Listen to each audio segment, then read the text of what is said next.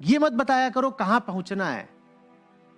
जहां पहुंचना है वहां की बात पीछे की है। अभी की बात क्या होनी चाहिए, कहां पर हो। लेकिन उसकी बात करते हुए हमें बड़ी पीड़ा होती है, क्योंकि वो जगह जहां हम हैं है ही पीड़ादायक। तो हम उसकी बात ही नहीं करना चाहते हम कहां हैं।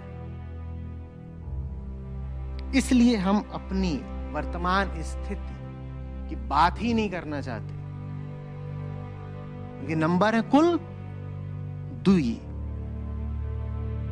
आगे कि फेंकने पर कोई शुल्क तो लगता नहीं है, लंबी लंबी फेंको।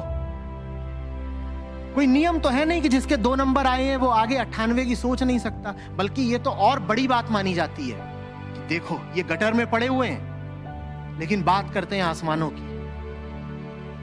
ये हमें समझ में ही नहीं आता कि अक्सर गटर में बैठे बैठे आसमानों की बात करना गटर में बैठे रहने का बहाना है।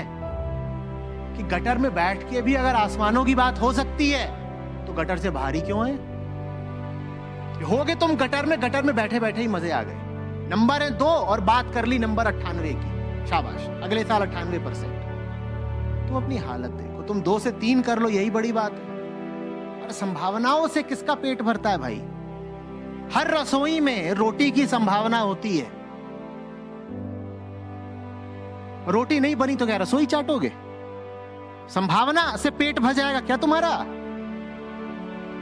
हर रसोई में रोटी की संभावना होती है कि नहीं होती है, तो पेट भर जाता है उससे। रोटी बनती है तो पेट भरता है। संभावना जब साकार होती है तो बात बनती है, नहीं तो संभावना लिए लिए मर जाओ, राख हो जाओ। संभावना से क्या होगा। जो ये मानने को तैयार नहीं कि वो आकाश हो सकता था पर धूल का कण हो बैठा है अपनी ही मूर्खताओं के कारण, उसके लिए क्या उन्नति। तो 98% निकालना है या 2% की बात करनी है जिस पे खड़े हो। होता क्या है ना छात्र जीवन में, तुम्हारा जो साप्ताहिक टाइम टेबल है वो कोई और बना देता है। परीक्षाओं का भी कार्यक्रम बाहर से आता है, किताबें भी किसी और की लिखी हुई है। जो विषय तुम्हें ठीक नहीं भी लग रहा उसमें भी 75% उपस्थिति दर्ज करानी है। तो मन को ऐसा लगने लगता है कि ये सब उसके साथ जबरदस्ती हो रहा है। लो आ गया नया सेमेस्टर, ये नया ईयर, और ये आ गई नई किताब सामने रख दी गई है ना। और हमने तो नहीं चाहा था कि 12 अप्रैल से परीक्षाएं हैं, लेकिन परीक्षाओं का कार्यक्रम आ गया, उसने 12 अप्रैल लिखा। हमसे पूछ के थोड़ी लिखा था, हमसे पूछ के नहीं लिखा था, माने हमारे साथ जबरदस्ती हो रहा है। जब हमारे साथ जबरदस्ती हो रहा है तो हम क्यों करें। आदमी भूल ही जाता है कि ये जबरदस्ती तुमने खुद स्वीकार करी है। ये जबरदस्ती तुम्हारे साथ हो रही है क्योंकि तुमने उस किताब से प्रेम का वादा करा है, और वादा करने के बाद मुकर नहीं सकते अगर वादा सच्चा है। मैंने चुना है ना भाई, कोई चीज कीमती है, जरूरी है, तभी तो चुनी है। अगर वो जरूरी है तो फिर वो तुम्हारा ध्यान खींचेगी। नहीं खींच रही है लेकिन ये तुम्हारा अनुभव यही कह रहे हो, तो इसका मतलब ये है कि तुम जो कुछ कर रहे हो उसमें तुम्हारा चुनाव निहित नहीं है, कोई जोर जबरदस्ती चल रही है। सच्चा चुनाव वास्तव में प्रेम होता है, इसीलिए वो अचुनाव होता है।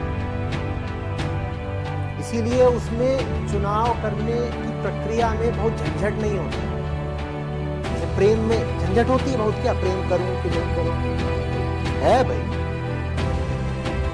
सच्चा चुनाव एक तरह से विवश कर देता है।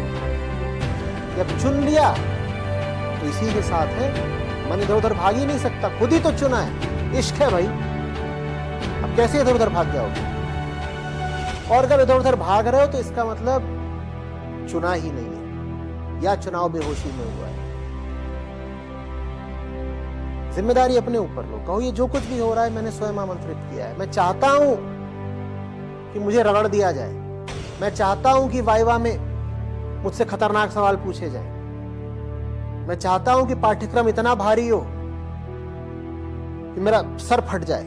ये सब मैंने खुद चुना है, ये बात याद रखनी होगी कि जबरदस्ती नहीं हो रही है तुम्हारे साथ, तुमने खुद चुना।